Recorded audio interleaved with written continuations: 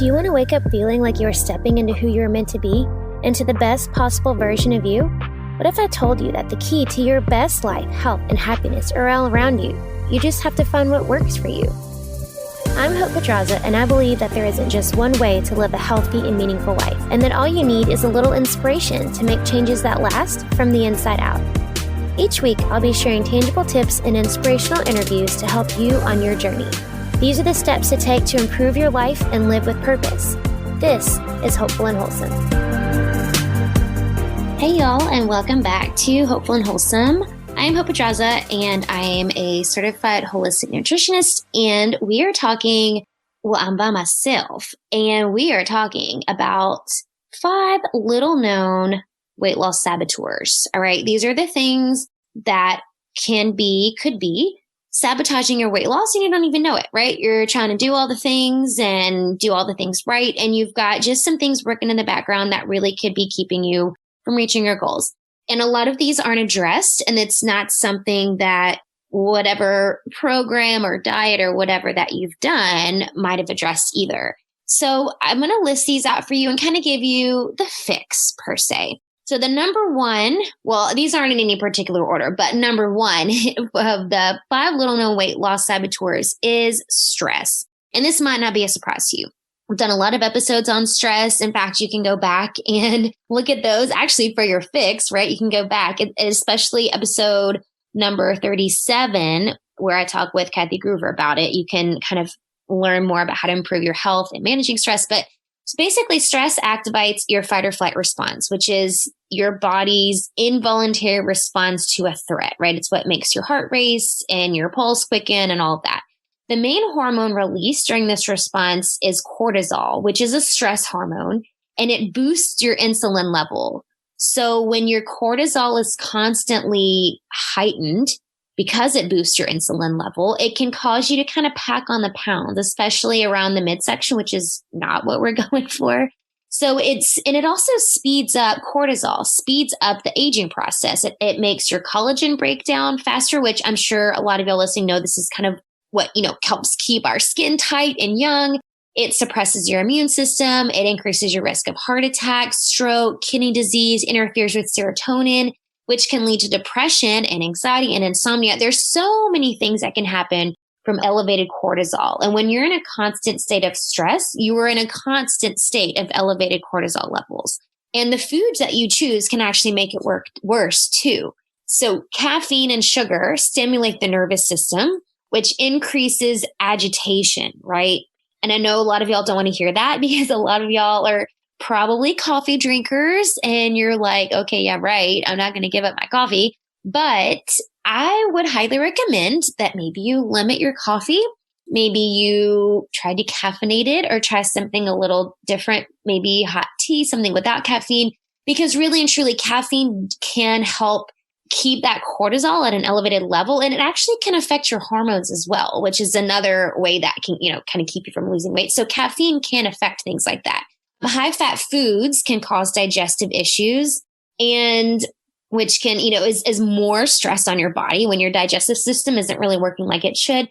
And when you have a diet that's void of nutrients that don't supply the nutrients that you need, your body can't deal with stress properly. It doesn't have the nutrients that it needs to deal with stress and to kind of minimize stress and repair your body. So it just leads to this constant cycle of inflammation. So it's not all gloom and doom here, people. There is a fix. So, honestly, just deal with your stress. There are so many ways to do this. Again, you can go back and listen to episode 37. And there's a couple other episodes where we talk about stress, but episode 37, we really dive deep into it. But we talk about things like deep breathing and meditation. Those are great things to deal with stress. Maybe it's getting outdoors, going for a walk, getting adequate sleep, which is 7 to 8 hours a night. All of that is that's when your body repairs itself. So all of that is going to help limit the stress. And then again, I'm going to say it again, limiting caffeine. I know it's hard for some of y'all. Just try it. Just try it. When you work with me in my program, we can help you get it down. We really can. And I know it sounds scary and you're like, well, I'm never going to do that. But I can guarantee you that the ladies who have gone through my program, it is like a game changer. And just for so many reasons, which, we can get into at another time, but caffeine and sugar do help put more stress on your body. So just remember that. Okay. So number 2, little known weight loss saboteur is feeding your thirst. Now this one is pretty quick and easy here, pretty simple, but a lot of times people think they're hungry when in reality they just need some water. And I would say in my experience working with people, I dare to say it's definitely more than half. I don't want to give like a bogus statistic here, but I would say 7 or 8 out of 10 people that I work with don't drink nearly enough water. Like it's definitely close to like 80% of people. So if you're not sure whether you're hungry or thirsty, assume that you're thirsty and then drink some water. And then you can really tell if you're hungry or not, right? Dehydration could really be leading you to consume extra calories, right? You're just dehydrated. Your body's like, no, I need water. I need water.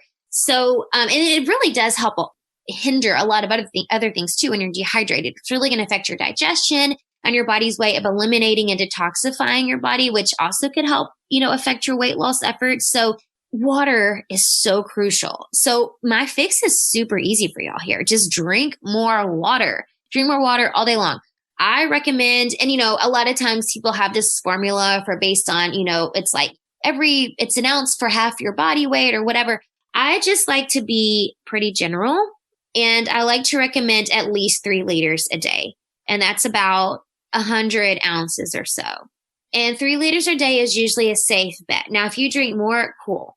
But I think that, it's also obviously going to depend on a lot of things. It's going to depend on your activity level and your hormones and how, your body size, your body weight, how active you are throughout the day. It's going to depend on a lot of stuff. But if you want just a general recommendation, I say at least get 3 liters a day. That should be good.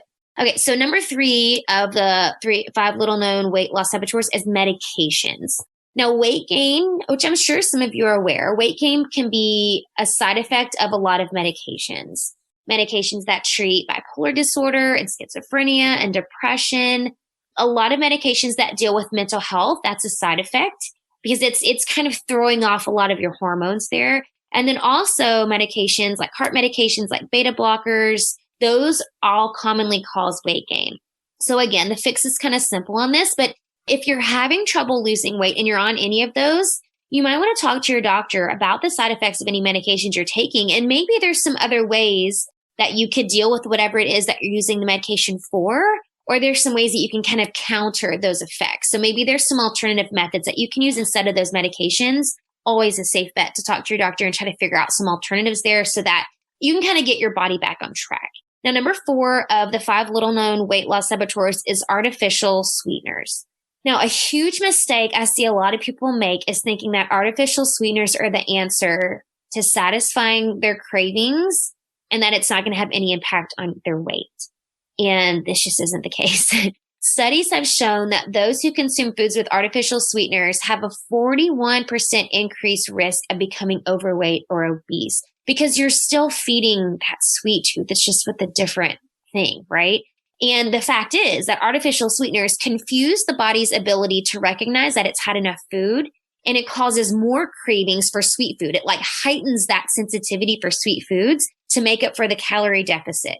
Artificial sweeteners can also wreak havoc on your metabolism the same way sugar does. It still throws off your blood sugar and it can mess with your hormones. It can mess with like the nerve signals in your brain. So they really can affect a lot of things. So here's the fix. If you choose a sweetener, if you want to choose a sweetener, I always recommend going with something like stevia and finding like pure stevia leaf, not like the one that has a bunch of other crap in it, because there's a lot with like some fillers and stuff, or using something like monk fruit.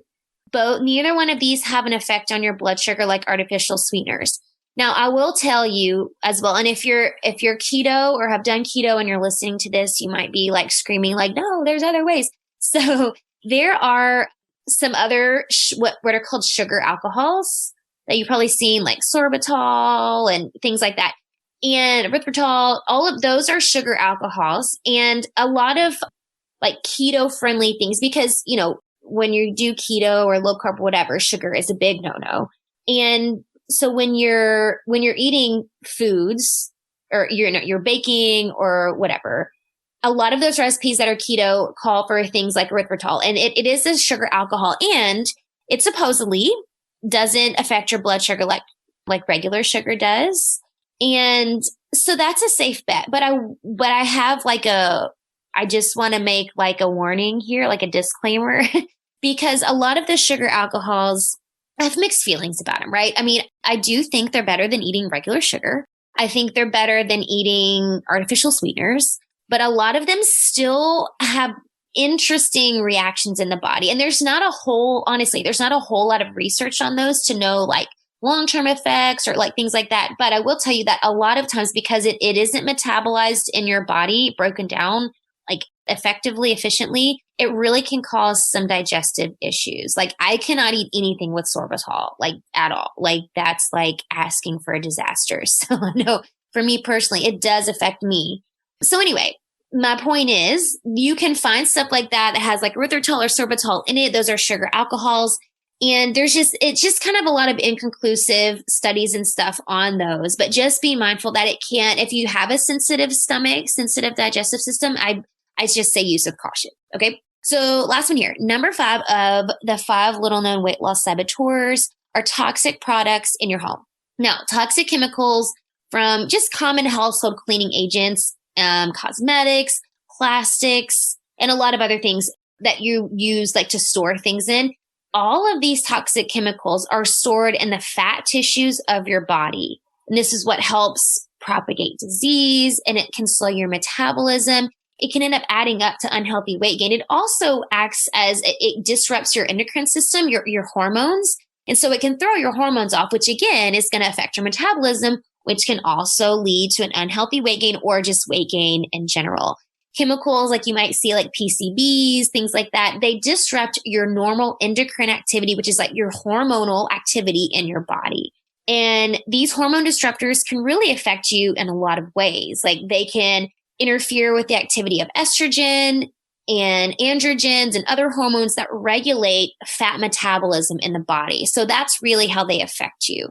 So what's the fix, right? You're like, well, crap, what do I do about this? Sounds pretty serious.